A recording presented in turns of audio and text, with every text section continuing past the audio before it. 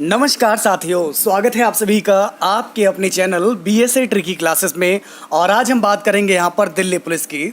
तो दोस्तों, जैसा कि आप लोग जानते हैं कि इस बार जो दिल्ली पुलिस कांस्टेबल का जो परीक्षा है वो आपका SSC आयोग के द्वारा करवाई जाएगी। तो आज मैं यहाँ पर SSC का एक पूरा पेपर मैथ का सॉल्व करवाऊँगा।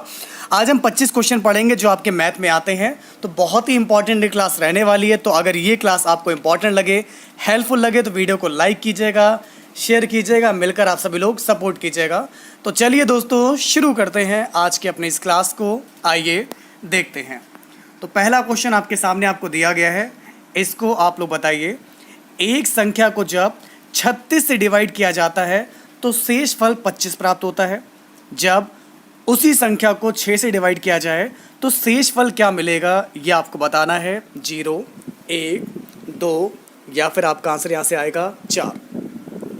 तो बहुत ही इंपॉर्टेंट क्वेश्चन आज हम आप लोग के साथ डिस्कस करेंगे। तो ये एक आपका प्रीवियस पेपर है और प्रीवियस पेपर का मैं पूरे क्वेश्चन कराऊंगा 25 के 25 जितने भी क्वेश्चन इसमें आए हुए थे।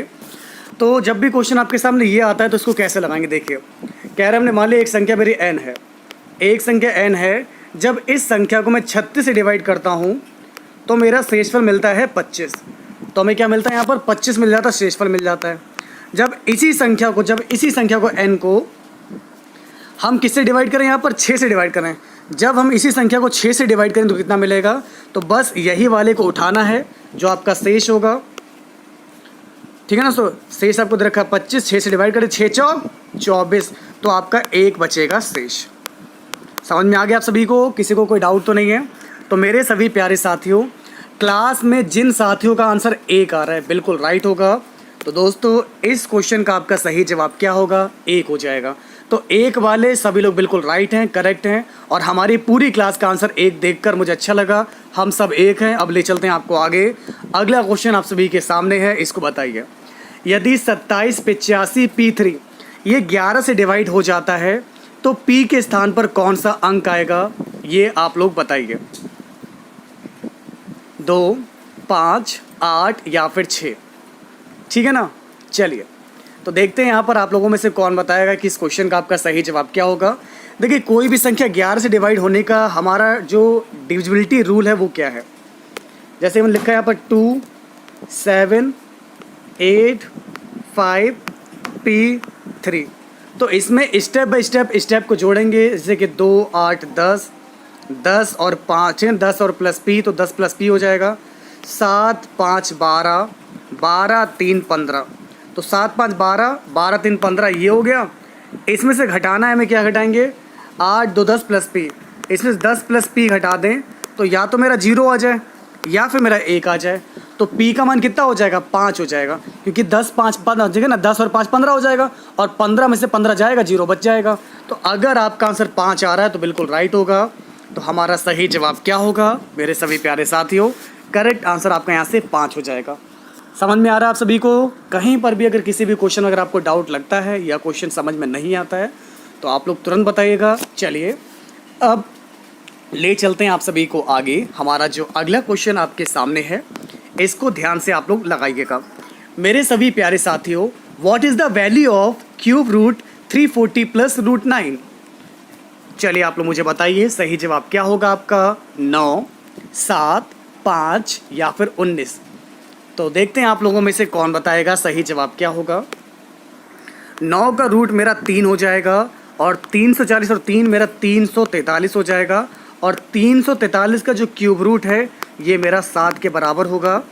तो अगर मेरे प्यारे साथियों आपका आंसर यहाँ से 7 आ रहा है, बिल्कुल आपका आंसर राइट हो जाएगा। ठीक है ना। तो जिनका भी आंसर यहाँ से 7 आ रहा है बिल्कुल राइट होगा। तो अगर आपका भी आंसर 7 आ रहा है तो हम भी आपके साथ हैं। इसका सही जवाब क्या होगा आपका, 7 होगा। अब दोस्तों ले चलते हैं आपको आगे। अगला क्वेश्चन है आप सभी के सामने, इसको बताइए। 200 से ऐसी कौन सी सबसे छोटी संख्या गुणा की जाए ताकि प्राप्त संख्या 600 की गुणज हो जाए। 200 की ऐसी किस संख्या से हम गुणा करें कि हमारा जो है प्राप्त संख्या जो है 600 की गुणज हो जाए। ठीक है ना। सिंपल सी बात है, 3 लिखेंगे, 2 3 6, डबल 0 आगे आ जाएगा। तो आपका सही जवाब क्या होगा, यहाँ से 3 हो जाएगा। ओके, चलिए अब ले चलते हैं आपको आगे। अगला क्वेश्चन आपके सामने आपको दिया गया है, इसको लगाइए। ये क्वेश्चन कोई भी लगा लेगा, सिंपल सी बात है। यहाँ पर केवल मल्टीप्लाई करना है। तो साथियों यहाँ पर केवल मल्टीप्लाई करेंगे। 26 इंटू 34, तो मल्टीप्लाई करेंगे, वैसे ही आपका यहाँ पर कितना आ जाएगा, 8 8 4 आ जाएगा। तो आपका सही जवाब होगा 884। चलिए अब ले चलते हैं आपको आगे। अगला क्वेश्चन आप सभी के सामने आपको दिया गया है। देखिए ये एक बहुत इंपॉर्टेंट क्वेश्चन है और इस टाइप का क्वेश्चन एसएससी में बहुत आता है, जैसा कि आप लोग जानते हैं। तो इस टाइप के क्वेश्चन को आप लोग भी लगाना सीख लीजिए। जैसे कि मान लेते हैं आपको क्वेश्चन दिया गया 4 की पावर 6, 15 की पावर 10 और इनके गुणनफल में कितने जीरो होंगे। देखिए इस क्वेश्चन को लगाने से पहले मैं कुछ कॉन्सेप्ट क्लियर करना चाहूँगा। जैसे कि 2 है, एक आपका 2 हो गया, एक आपका 5 हो गया। तो 2 और 5 का जब मिलन होगा तो आपका 1 0 बनता है। 2 पंजे 10 तो 1 0 हो गया। इसी प्रकार अगर 2 की जगह लिखो, हम यहाँ पर लिखें, यहाँ पर 4 लिख दें और 5 का 25 लिख दें। जब ये दोनों मिलेंगे तो हमारा 2 0 बन जाएंगे। तो एक चीज़ आपको समझ में आ गई होगी कि जब आपका 1 2 मिले, एक आपका 5 मिले तो 1 0 का जन्म होता है। जब आपका 2 की पावर 2 हो, 5 की पावर 2 हो, ये मिलेंगे तो 2 0 का निर्माण होगा।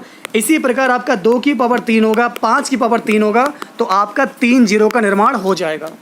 तो बस इसी प्रकार आप लोग यहाँ पर देख सकते हैं, ये 4 की पावर 6 दे रखा है। तो 4 की पावर 6 को क्या लिख सकते हैं हम लोग यहाँ से, 2 की पावर 2 और इसकी पावर 6 दे रखा है, तो 6 दूनी 12। तो दोस्तों यहाँ से मेरा कितना हो जाएगा, 2 की पावर 12 आ जाएगा इंटू ये 15 दे रखा है, 5 3 15। तो इसको तो आप लोग कुछ भी नहीं कर सकते यहाँ पर। तो 5 3 15, तो 5 की पावर 10 इंटू 3 की पावर 10। लेकिन जब ये 2 और 5 मिलेगा, यहाँ पर 12 यहाँ पर 10 है, तो हमारा जो है कितने जीरो बनेंगे। तो 31 क्वेश्चन की बात करेंगे, हमारे जो है 10 जीरो का निर्माण हो जाएगा। क्योंकि एक तरफ 2 की पावर 12 है और एक तरफ 5 की पावर 10 है। तो इन दोनों में कॉमन क्या मिल जाएगा, 10 मिल जाएगा। तो आपका ठीक है ना। तो दोस्तों जिनका भी आंसर यहाँ से 10 आ रहा है बिल्कुल राइट होगा। वेरी गुड, समझ में आ गया आपको। उम्मीद करता हूँ कि आपको क्लियर हो गया होगा आप सभी का, किसी को भी कोई डाउट यहाँ पर नहीं होगा। अब ले चलते हैं आपको आगे। अगला क्वेश्चन आप सभी के सामने आपको दिया गया है, इसको बताइए। अब कह रहे हैं कि ए जो है किसी काम को 20 दिनों में कर सकता है। मेरे प्यारे साथियों, ए किसी काम को 20 दिन में कर सकता है, लेकिन किया नहीं उसने केवल 5 दिन तक काम किया। 5 दिन काम करने के बाद ये चला जाता है। उसके बाद शेष काम, जो बचा हुआ काम होता है, बचा हुआ काम बी ने 42 दिनों में पूरा किया। अगर बी अकेले जुटा रहता तो इसको काम करने में कितना समय लगता। अब इसको समझिएगा, ध्यान से समझिए। स्वाति पांडे जी, आपको भी समझ में आएगा। बहुत ही इंपॉर्टेंट क्वेश्चन आज हम आपके साथ डिस्कस कर रहे हैं, ठीक है ना। प्रैक्टिस करेंगे डेली, हम आपको ऐसे ही प्रैक्टिस करवाते रहेंगे, जिससे कि आपको मैथ्स के हर एक क्वेश्चन आपके क्लियर हो जाएंगे। सारे कॉन्सेप्ट लॉजिक आपके बिल्कुल क्लियर हो जाएंगे। किसी भी क्वेश्चन में आपको कोई भी डाउट नहीं रहेगा। अब जैसा कि दोस्तों देखिए, हमारा जो ए है, ए नीचे हमारा वर्क आता है। ए जो है एक काम को 20 दिन में करता है। ध्यान समझिएगा, ए जो है आपका एक काम को 20 दिन में करता है, लेकिन ए ने जो है सिर्फ 5 दिन तक काम किया। तो 5 दिन में इसने डब्लू काम किया। ए एक काम को 20 दिन में करता है, इसने डब्लू काम किया 5 दिन में, तो कितना कर लिया इसको देखिए। अब आपको समझाते हैं। ए से ए कैंसिल हो गया, 5 चौक 20 आ गया, तो डब्लू इधर आ जाएगा, 4 इधर आ जाएगा, 1/4 हो जाएगा। तो हमने निकाल लिया 1/4, मतलब साफ हो गया उसने 5 दिन में केवल 1/4 काम किया होगा। अब समझ लीजिए दोस्तों यहाँ से, ठीक है ना। अब डाउट नहीं होना चाहिए किसी को भी इस क्वेश्चन में। तो ए ने 5 दिन में कितना काम करा, सिर्फ और सिर्फ 1/4 काम करा। अब जब मेरा 1/4 काम हो गया है तो कितना काम बचेगा, 3/4 काम मेरा बचा। अब कौन करेगा इसको, बचे हुए काम को बी करेगा। बी को करने में लगेगा 42 दिन का समय लगेगा, तो 42 लिख लिया। आप इसको काटेंगे, काटना पीटना रह गया, 4 से 4 उड़ जाएगा आपका। 3 से काटेंगे, 3 एकम 3, 3 चौक 12 हो जाएगा, 14/5 हो जाएगा। तो ए बी को मैं इधर ले आऊँगा, 5 को मैं इधर भेज दे रहा हूँ, तो 14/5 आ गया। ए अपॉन बी बराबर मेरा कितना आ गया, 14/5 आ गया। अब ए किसी काम को करता है 20 दिन में कर सकता है पूरा। ए की क्षमता दे रखी है 14 दे रखी है, अब करना बी को करना है, तो 5 चौक 20, 14 चौक कितना हो जाएगा, 56 हो जाएगा। यानी कि दोस्तों अगर ये बी जो है अकेला काम से करता है तो बी को अकेले काम करने में 56 दिन का वक्त लगेगा। देखा, अब यहाँ पर स्वाति पांडे जी का भी आंसर आ रहा है और यहाँ पर विजय कुमार जी का भी आंसर आ रहा है, विपिन जी का भी आंसर आ रहा है। उम्मीद करता हूँ कि अब आप सभी को समझ में आ गया होगा। ठीक है विक्रांत वालिया जी, अब ले चलते हैं आपको आगे। इसको देखिए, अब आपके 3 नल हैं, इन 3 नलों के नाम हैं ए, बी और सी। ये किसी टंकी को क्रमशः 40, 48 और 60 घंटे में भर सकते हैं। आपके पास 3 नल हैं, नल ए, नल बी, नल सी। आइए लगाते हैं। 3 नल हो गए ए, बी और सी। ये किसी टंकी को क्रमशः भर सकते हैं 40, 48 और 60 घंटे में। तो ये भरता है 40 घंटे में, ये भरता है मेरे प्यारे साथियों 48 घंटे में, और ये भरता है आपका यहाँ पर 60 घंटे में। सबसे पहला दोस्तों काम क्या होगा, अभी हम आपको बताएंगे 10 वाले क्वेश्चन को भी। अगर आपको समझ में नहीं आ रहा है तो अभी उस क्वेश्चन को भी डिस्कस कर लेंगे। बस उस क्वेश्चन का नंबर नोट कर लीजिएगा, लास्ट में उस क्वेश्चन को आप डिस्कस करेंगे। ठीक है, चलिए सबसे पहला टारगेट क्या रहेगा आपका, इन तीनों का आप लोग एलसीएम निकाल लीजिए। 40, 48 और 60, हमारा एलसीएम आ जाएगा 720 आ जाएगा। तो ये मेरा एलसीएम आ गया 720। अब यहाँ पर हम लोग क्या करेंगे, अब आप लोग ध्यान से समझिएगा। देखिए यहाँ पर आ जाएगा 40 में 18 बार में आपका जाएगा, ये तो 18 आ जाएगा। इसी प्रकार 48 की अगर हम बात करेंगे 15 बार में आएगा, 48 15 जा 720। 6 एकम 6, 6 दूनी 12, यहाँ पर आपका 12 बार में आ जाएगा। तो ये क्षमता हो गई 18, 15 और 12। अब इन तीनों को एक साथ चलाएंगे तो तीनों को जोड़कर कितना निकल आएगा हमारा, 18, 15 और 12, 5 2 7 8, ठीक है ना, 25, 1 2 3 और 4 45। तो मेरा टोटल क्षमता 45 आ गई। तो टोटल काम 720 है, एक साथ मिलकर 45 जो है काम कर लेते हैं एक दिन में। तो कितने दिन लग जाएंगे आपको यहाँ पर, इसको डिवाइड करेंगे, हमारा सही जवाब हो जाएगा 16 घंटे। ओके, तो अगर आपका आंसर 16 घंटे आ रहा है, बिल्कुल राइट हो जाएगा। तो मेरे सभी प्यारे साथियों, इस क्वेश्चन का आपका सही जवाब होगा 16 घंटे। चलिए, जैसे कि इस क्वेश्चन में लगभग लोग कंफ्यूज हो ही गए थे, तो आपको यहाँ पर बता दें, हाँ ये जो है आपका प्रीवियस ईयर का क्वेश्चन पेपर है एसएससी का, और मैं आपको डेट बता दे रहा हूँ। 1 मिनट रुकिए आप लोग। इस पेपर की डेट है 10 अक्टूबर 2017। ये जो पेपर आज हम आपको करा रहे हैं, ये पेपर आपका 10 अक्टूबर 2017 का पेपर है। मॉर्निंग शिफ्ट का है आपका, 10 बजे शुरू हुआ था आपका, 11:30 बजे तक चला था, और शिफ्ट 1 है। ठीक है, अब आप लोग चेक कर लीजिएगा। ये पेपर के क्वेश्चन मैं आज आपको प्रोवाइड करा रहा हूँ। और जैसा कि हम 31 क्वेश्चन डिस्कस कर रहे थे, तो मैंने आपको ये बताया था, आपको शायद समझ में आ गया था तब भी, फिर से एक बार बता दे रहे हैं। जब आपका 1, 2 और 5 मिलता है तो आपका 1 10 बनता है। जब 2 की पावर 2 होगी, 5 की पावर 2 होगी, जब ये मिलेगा तो आपका क्या बनेगा, तो आपको यहाँ पर 2 जीरो का निर्माण हो जाएगा, 2 आएगा, यहाँ पर आपका 1 आएगा। इसी प्रकार यहाँ पर आपको 4 की पावर 6 दे रखा था। चलिए एक बार और समझेंगे इस क्वेश्चन को। यहाँ पर आपको क्या दिया गया था, 4 की पावर 6 है। अच्छा दोस्तों, 4 को क्या लिख सकते हैं, 4 को 2 की पावर 2 लिख सकते हैं, नहीं लिख सकते, बताइए पहले। 4 को 2 का स्क्वायर लिख लेंगे, बिल्कुल लिख लेंगे। और इसकी टोटल की पावर आपको यहाँ पर 6 दे रखे, तो 6 लिख लिया। तो पावर की पावर में मल्टीप्लाई होता है, तो 6 दूनी कितना होगा, 12 हो जाएगा। मतलब साफ है, यहाँ से आपका कितना हो जाएगा, 2 की पावर 12 हो जाएगा। इतना समझ में आ गया। तो वही चीज़ मैंने करी, 4 की पावर 6 को मैंने क्या कर दिया, 2 की पावर 12 कर दिया। इतना क्लियर हो गया था। अब देखिए 2 की पावर 12 है, 15 की पावर 10 है, मतलब 5 तियाँ 15, 5 तियाँ 15 होता है। तो 15 की पावर 10 दे रखा है। हमें क्या चाहिए, हमें एक 2 चाहिए और 5 चाहिए, क्योंकि हमारा जीरो किससे आएगा, 2 और 5 मिलेगा, जीरो आपका उत्पन्न होगा। तो 2 की पावर 12 आएगी। अब 5 की पावर यहाँ पर क्या आएगी, 10 आ जाएगी। 3 की पावर 10 आ जाएगी, इससे मतलब है नहीं। हमें मतलब रहेगी अब केवल आपका 2 की पावर 12 से और 5 की पावर 10 से। तो 2 हमारे 12 है और 5 हमारे 10 है। तो मतलब 2 की पावर 10 और 5 की पावर 10 मिलेगा, तो हमारा 10 जीरो का निर्माण हो जाएगा। बाकी 2 बचे, ये खेले कूदे, इनसे मतलब नहीं है, हमें केवल अपने 10 वाले से मतलब है। तो हमारे 10 जीरो बन जाएंगे। अब समझ में आ गया आपको, समझ में आ रहा है। आरुल, स्वाति, नटखट, शेखर, उम्मीद करता हूँ अब समझ में आ गया होगा आपको। ठीक है, चलिए अब ले चलते हैं आपको आगे। अगला क्वेश्चन आपके सामने आपको दिया गया, इसको आप लोग बताइए। यदि दो घनों की भुजाओं का अनुपात है 4:9। ये आपका घन दे रखा है आपका, ये मेरा पहला घन हो गया और ये मेरा जो है दूसरा घन हो गया। ये पहला घन हो गया, दूसरा घन हो गया, पहला घन और ये मेरा दूसरा घन। इसकी भुजा का अनुपात जो मैं दे रखा है यहाँ पर 4 दे रखा है, 4x, इसका 9x दे रखा है। दोनों का आयतन निकालना है, तो आयतन की बात करेंगे V1/V2 हो जाएगा भुजा का क्यूब। तो 4/9 का क्यूब कर देंगे, तो 4 का क्यूब कितना हो जाएगा, 4 चौक 16 चौक 64 और 9 का 9 81 निम 729। तो हमारा सही जवाब क्या होगा यहाँ से, उम्मीद करता हूँ आप सभी को समझ में आ गया होगा।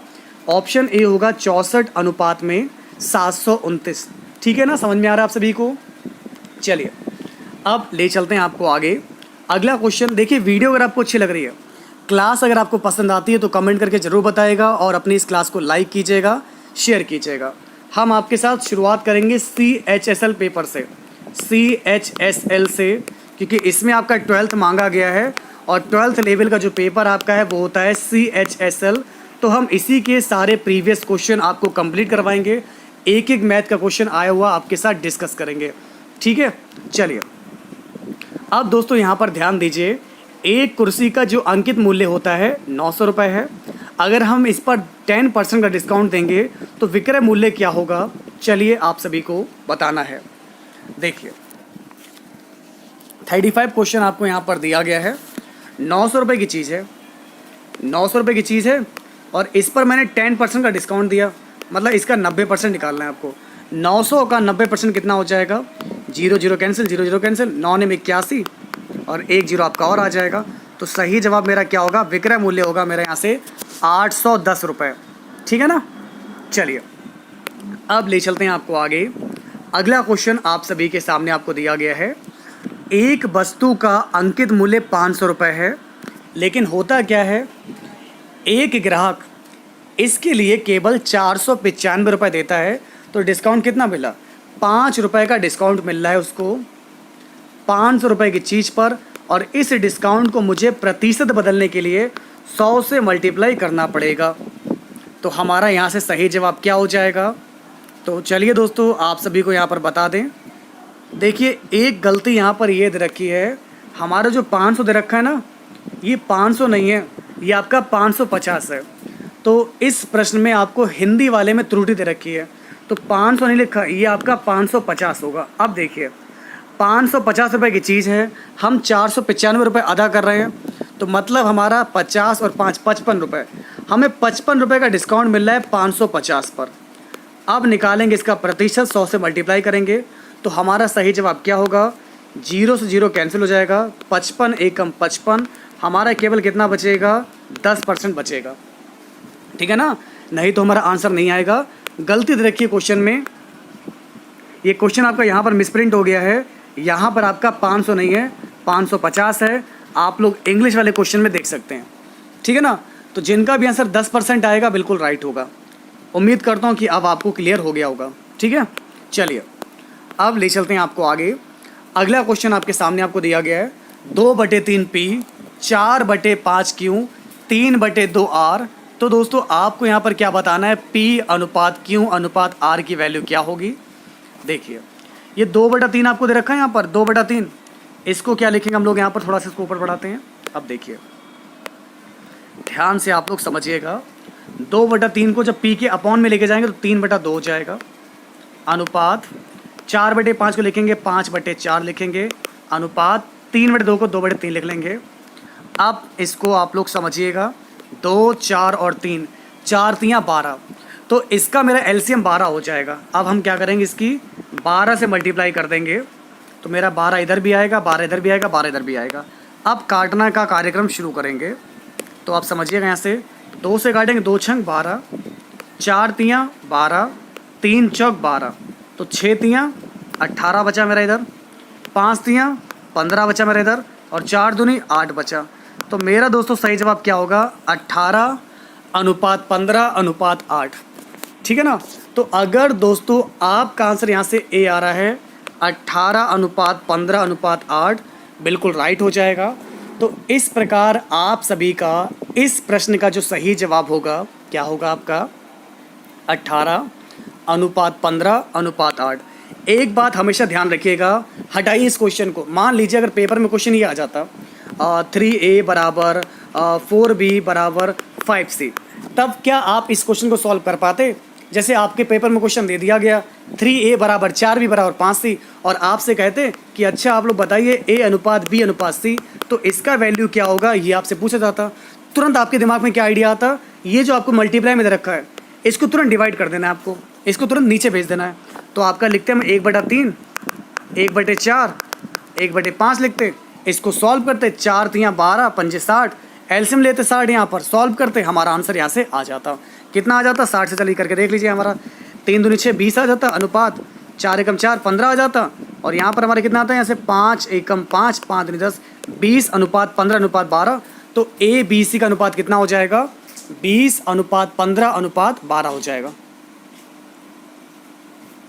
ठीक है ना?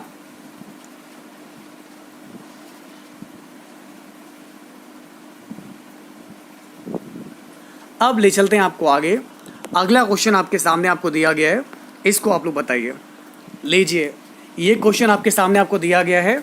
अब मैं आपको नहीं बताऊंगा, क्योंकि अब आप सभी को दोस्तों बताना है आपका सही जवाब क्या होगा।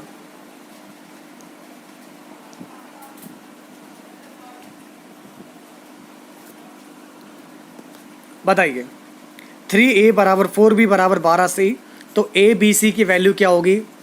ये क्वेश्चन का जवाब आप सभी को कमेंट करके बताना है। चलिए अब बढ़ते हैं आगे। अगला क्वेश्चन आपके सामने आपको दिया गया है, इसको आप लोग बताइए। 20 संख्याओं का 35 है एवरेज। यदि 4 संख्याओं का 20 24 21 27 इनको हटा दिया जाए तो शेष संख्याओं का औसत क्या होगा? चलिए आप सभी लोग बताइए। देखिए 39 क्वेश्चन की बात करेंगे तो 20 संख्याओं का एवरेज दे रखा है 35, 20 संख्याओं का एवरेज 35 दे रखा है, तो टोटल कितना इसका योग हो जाएगा? 35 इंटू 20 700 हो जाएगा। अब इनमें से 24 20 21 और 27, तो 24 20 21 27 7 और 1 8 8 4 12 1 9 2 2 4 8 1 9 92 हो जाएगा। इन सबको जोड़ेंगे तो आपका 92 हो जाएगा। अगर 700 में से 92 को घटा देते हैं, 700 में से 92 घटा देंगे तो हमारा कितना बचेगा? 608 बचेगा। तो 608 मेरा आ रहा है यहाँ पर योगफल। 1 2 3 4 हैं, तो इन चारों संख्याओं को हटा दिया, बची कितनी हमारी? 16 संख्या बची। 16 तियाँ 48, ठीक है ना यहाँ पर, और ये आपका आ जाएगा 38 आ जाएगा। तो अगर आपका आंसर यहाँ से आ रहा है 38, बिल्कुल राइट होगा। तो मेरे सभी प्यारे साथियों, तो बची हुई जो 16 संख्याएं हैं, इन 16 संख्याओं को जो एवरेज आएगा वो आपका कितना आएगा? 38 आएगा। क्लियर होगी इतनी बात? चलिए, यदि एक वस्तु को 8% की हानि के बदले 5% लाभ पर बेचने पर एक व्यक्ति को 260 रुपये अधिक प्राप्त होते हैं, वस्तु का क्रय मूल्य क्या होगा? इसको बताइए। अब मेरे प्यारे साथियों, कह रहे थे कि 8% हानि के बदले 5% लाभ पर बेचो, तो 8 पीछे का, बीच में 0 आ जाएगा, 5 आगे का, तो 8 5 13। कह रहे हैं 13% का जब अंतर आता है तो हमें 260 रुपये का मुनाफा होता है, ये इतने अधिक मिल जाते हैं। तो 13% बराबर आपको 260 दिया गया है। तो हमें यहाँ पर 100% की वैल्यू बतानी है, क्योंकि क्रय मूल्य क्या होता है? क्रय मूल्य किसी वस्तु का 100% होता है। 13 एकम 13, 13 दूनी 26, 1 बराबर 20 आ गया, तो 100 बराबर मेरा कितना आ जाएगा? 2000 आ जाएगा। अगर 1 बराबर 20 है तो 100 बराबर आपका कितना आएगा? 2000 आ जाएगा। तो मेरे सभी प्यारे साथियों, इस क्वेश्चन का सही जवाब होगा 2000 रुपया। कितना रुपया? 2000 मिलेगा। अगला क्वेश्चन आपके सामने है, इसको बताइए। यदि लाभ 10% है तो क्रमशः क्रय मूल्य तथा विक्रय मूल्य का अनुपात क्या होगा? मेरे सभी प्यारे साथियों, यदि लाभ 10% है, 100 रुपये की चीज़ है, मैंने 100 रुपये की यहाँ पर कुछ खरीद लिया, 10% का लाभ है, 110 का बेच दिया, तो इन दोनों का अनुपात क्या होगा? चलिए बताइए। अब मैं आपको बता दूं, यहाँ से 0 0 कट जाएगा, यहाँ से इधर मेरा 10 बचा, इधर मेरा साथी 11 बचा, हमारा अनुपात हो जाएगा 10:11 हो जाएगा। एक ही टाइम में हमारा क्वेश्चन ख़त्म। अगला क्वेश्चन है आपके सामने, इसको लगाइए। एक वस्तु की कीमत 20% कम हो जाती है, एक वस्तु की कीमत 20% कम हो जाती है तथा उसकी खपत 30% बढ़ जाती है तो वस्तु पर खर्च में कितने % की वृद्धि या कमी होगी, ये मुझे आप सभी लोग यहाँ पर बताइए। 10% कमी, 10% वृद्धि, 4% वृद्धि या 4% आपका कमी होगा। तो चलिए मेरे प्यारे साथियों, आप लोग मुझे बताइए कि इस क्वेश्चन का आपका सही जवाब क्या होगा। देखिए इसमें कुछ नहीं करना है आपको, केवल सक्सेसिव मेथड अप्लाई करना है। सक्सेसिव मेथड अप्लाई करेंगे आपका क्वेश्चन 2 सेकंड के अंदर लग जाएगा। और वो मेथड आपका क्या है, जैसा कि पहले हो रही है 20% की कमी हो रही है, फिर वृद्धि हो रही है, तो लिखेंगे माइनस का 20 लिखेंगे, क्या लिखेंगे माइनस का 20 लिखेंगे, प्लस का 30 लिखेंगे, plus minus minus 20 into 30 upon में 100। बस सॉल्व करो, क्वेश्चन ख़त्म। तो 30 में से 20 जाएगा, 10 बचेगा मेरा यहाँ से, 0 0 0 काट दिया, 3 और 6 बचेगा माइनस का, 10 में से 6 गया मेरा 4 आ रहा है प्लस का। तो प्लस का मतलब मेरा यहाँ से क्या हो जाएगा, आप सभी लोग बताइए। तो मेरे सभी प्यारे साथियों, यहाँ से मेरी वृद्धि होगी 4% की, ठीक है ना। तो अगर आपका भी आंसर यहाँ से 4% की वृद्धि हो रही है तो आपका आंसर बिल्कुल राइट है। ऐसे ही 1-1% हम बढ़ा कर आपके पूरे 100 में से 100 मार्क्स ले आएंगे, लेकिन इसके लिए आपको हमारे साथ मिलकर प्रैक्टिस करनी होगी। अगला क्वेश्चन आपके सामने है। अब इस क्वेश्चन को आप लोग बताइए। एक वस्तु की कीमत 30% कम हो जाती है तथा उसकी खपत 30% बढ़ जाती है तो वस्तु पर खर्च में कितने % की वृद्धि या कमी होगी। चलिए 43 क्वेश्चन को आप लोग बताइए। अब इस क्वेश्चन को आप सभी लोग जो है, तो दोस्तों इस क्वेश्चन आपको ये सॉल्व करना होमवर्क में। ये क्वेश्चन आपके होमवर्क के लिए है, क्योंकि इस क्वेश्चन को आप बच्चा भी लगा लेगा। आप तो फिर भी बहुत महान हो गए हैं हमारी क्लास लेते लेते। चलिए अब ले चलते हैं आपको आगे। अगला क्वेश्चन आपके सामने आपको दिया गया है, इसको बताइए। सर एक बार और, चलिए एक बार और में क्या करेंगे, हम इसी क्वेश्चन को बता दे रहे हैं। होमवर्क वाला भी जो है क्लास वर्क में ही जो है कर लेते हैं। चलिए छोड़िए, होमवर्क कैंसिल कर दिया, क्लास वर्क ले आए। अब देखिए हमारा क्या दे रखा है यहाँ पर, एक वस्तु की कीमत 30% कम हो जाती है। एक वस्तु की कीमत 30% कम हो जाती है तो माइनस का 30 लिख लिया। हमारा मेथड होता है A + B + AB अपॉन 100। ये है फॉर्मूला। अगर वृद्धि होगी तो प्लस लिखेंगे, हानि होगी तो माइनस लिखेंगे। तो कमी हो रही तो माइनस का 30 लिख लिया। अब बढ़ रहा है तो प्लस का 30 लिख लिया। अब यहाँ पर AB दोनों आएगा तो plus minus minus 30 into 30 upon में 100 हो जाएगा। तो 0 0 काट दिया हमने यहाँ पर, 30 में से 30 गया, ये भी कट गया मेरा यहाँ से। तो 3 3 9 बचेगा माइनस का, तो माइनस का 9 का मतलब हो जाएगा 9% की कमी होगा, ठीक है ना। तो यहाँ पर दोस्तों आपका क्या होगा, 9% की कमी हो जाएगी, कमी होगी, ठीक है।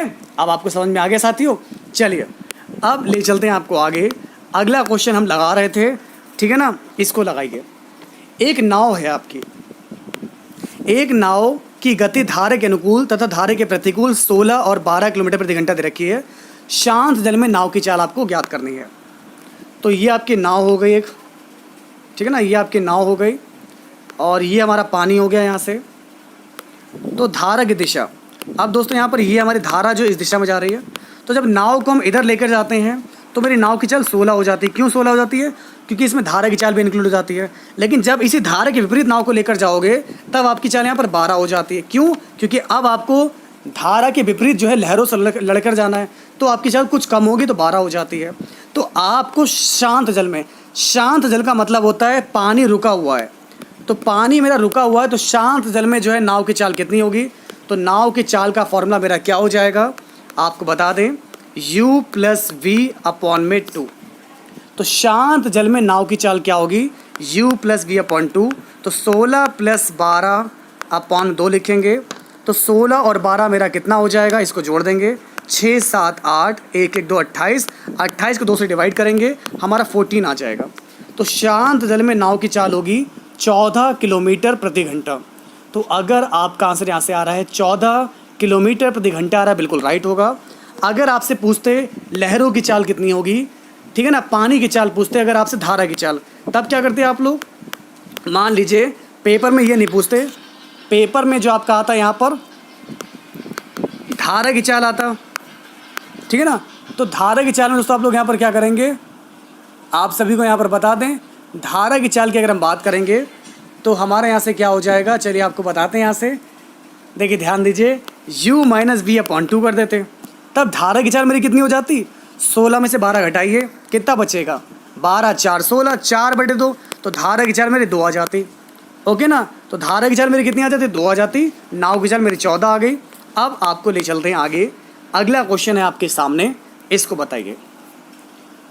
मेरे सभी प्यारे साथियों, एक व्यक्ति यात्रा के 3 घंटे, अब एक व्यक्ति है, एक व्यक्ति यात्रा के 3 घंटे 100 किलोमीटर की घंटा से गति से तय करता है। शेष बचे 2 घंटे 120 किलोमीटर प्रति घंटा से तय करता है। संपूर्ण यात्रा की उसकी औसत गति कितनी होगी? चलिए आप सभी को यहाँ पर बताते हैं। तो एक आपका ये व्यक्ति हो गया, ये आपका व्यक्ति हो गया। ये पहले जो है 3 घंटे, अगर हम बात करेंगे पहले 3 घंटे, ये जाता है 100 किलोमीटर प्रति घंटा से, किलोमीटर प्रति घंटा की चाल जाता है। आगे के जो बचे हुए शेष 2 घंटे हैं, 2 घंटे में ये जो है हमारा 120 किलोमीटर प्रति घंटा से यात्रा करता है। आपको इसकी औसत चाल बतानी है। चाल बराबर होता है औसत दूरी बटे औसत समय। तो यहाँ से दूरी निकाल लीजिए। दूरी बराबर होगा चाल इंटू समय। दूरी बराबर कितना होगा? चाल इंटू समय होगा। तो 100 इंटू 3, 300। ये मेरी दूरी हो जाएगी 300 किलोमीटर हो गई। तो यहाँ से लेकर यहाँ तक की दूरी कितनी होगी? यहाँ से लेकर यहाँ तक की दूरी मेरी होगी 300 किलोमीटर हो गई। और 120 दूनी 240। यहाँ से लेकर यहाँ तक की दूरी कितनी होगी? 240 हो गई। ये टोटल दूरी हो गई। टोटल समय हमें दे रखा है 3 2 5 का दे रखा है। अब निकाल लेंगे 300 और 240, 540। मेरी दूरी हो गई 540 हो गई और समय मेरा 5 हो गया। 5 एकम 5, 5 अट्ठे 40। तो मेरी औसत चाल हो जाएगी 108 किलोमीटर प्रति घंटा। तो आपका सही जवाब क्या होगा? 108 हो जाएगा। अरुण जाट डप्पू जी, ठीक है। उम्मीद करता हूँ आप खुश रहेंगे आप लोग। अब ले चलते हैं आपको आगे। अगला क्वेश्चन आपके सामने आपको दिया गया है, इसको आप लोग बताइए। दोस्तों मेरे प्यारे साथियों, एक धनराशि साधारण ब्याज पर निवेश की जाती है जो कि 4 वर्ष में 15% की दर से 4200 रुपये का ब्याज देती है। तो मूलधन आपका कितना होगा? चलिए बताइए।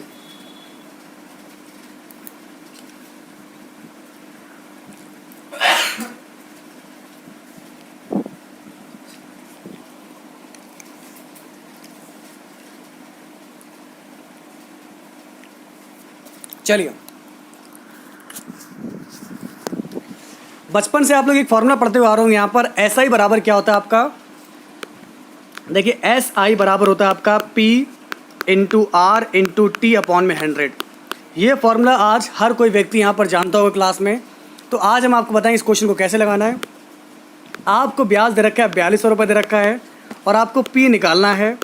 आर आपको दिया गया आर आपको दिया गया 15% और समय आपको दिया गया 4 दिया गया अपॉन में 100 आ जाएगा, ठीक है ना। 15 चौक मेरा 60 हो जाएगा। यहाँ पर मेरा 60 आ गया। इस जीरो से मैंने ये जीरो काट दिया। 6 सत्ते मेरा 42 हो जाएगा, 70 आ जाएगा। 70 की 100 से मल्टीप्लाई और कर देंगे तो आपका 7000 हो जाएगा। अगर आपका भी आंसर 7000 आ रहा है तो हम हज़ारों लोगों का आंसर बिल्कुल राइट रहेगा।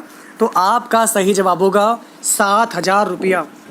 अब आपके पेपर में 5 क्वेश्चन या 3 क्वेश्चन जो आएंगे, पाई चार्ट हो गया, बार चार्ट हो गया, कोई ग्राफ हो गया, इस तरीके से जो है क्वेश्चन की अगर हम बात करेंगे, इस टाइप से क्वेश्चन आपके एग्जाम में आएंगे, ठीक है ना। चलिए, तो पहला क्वेश्चन आपके सामने आपको दिया गया, इसको आप लोग बताइए। नीचे दिए गए दंड चित्र में वर्ष 2009 से 2015 तक कंपनी पी की बिक्री दर्शाई गई है।